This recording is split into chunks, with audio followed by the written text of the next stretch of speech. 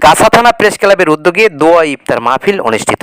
এমদাদুল হকের প্রতিবেদনে বিস্তারিত। গাজীপুর মহানগর গাছা থানা প্রেস ক্লাবের আয়োজনে দোয়া ইফতার মাহফিল অনুষ্ঠিত হয়েছে।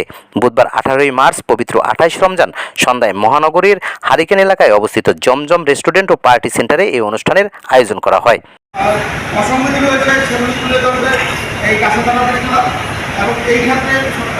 গাছা থানা প্রেস ক্লাবের সভাপতি আনিসুল ইসলামের সভাপতিত্বে এবং সাধারণ সম্পাদক সোহেল মিয়ার সঞ্চালনায় অনুষ্ঠানে সংক্ষিপ্ত আলোচনা অনুষ্ঠিত হয়।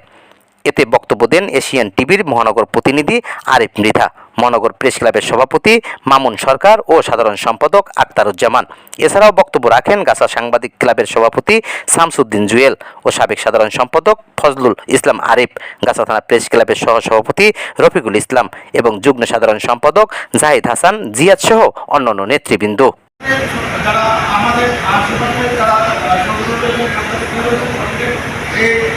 সকলের সহযোগিতা কামনা করছি এবং আজকে অনুষ্ঠানটাকে যারা সংগঠন করেছেন তাদেরকে ধন্যবাদ জানিয়ে আমরা এটা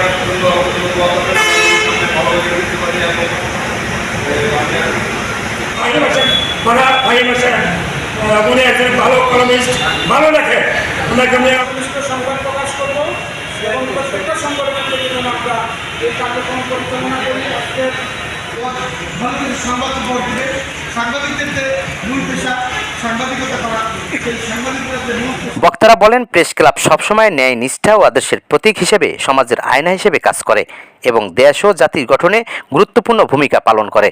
তারা গ্রুপিং ও লবিংয়ের ঊর্ধ্বে উঠে বৈষম্যহীন সমাজ গঠনে কাজ করার আহ্বান জানান। এছাড়াও সাংবাদিকদের নিরাপত্তা ও অধিকার নিশ্চিত করতে প্রেস ক্লাবের ভূমিকা আরও জোরদার করার উপর গুরুত্ব আরোপ করে বক্তারা। অনুষ্ঠানের শেষে দেশ ও জাতির কল্যাণ কামনায় বিশেষ দোয়া ইফতার মাহফিল অনুষ্ঠিত হয়।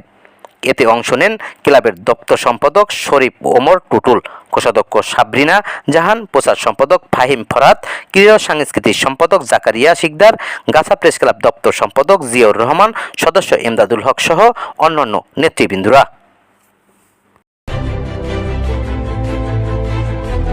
16 বাংলা টিভি, আবহমান বাংলার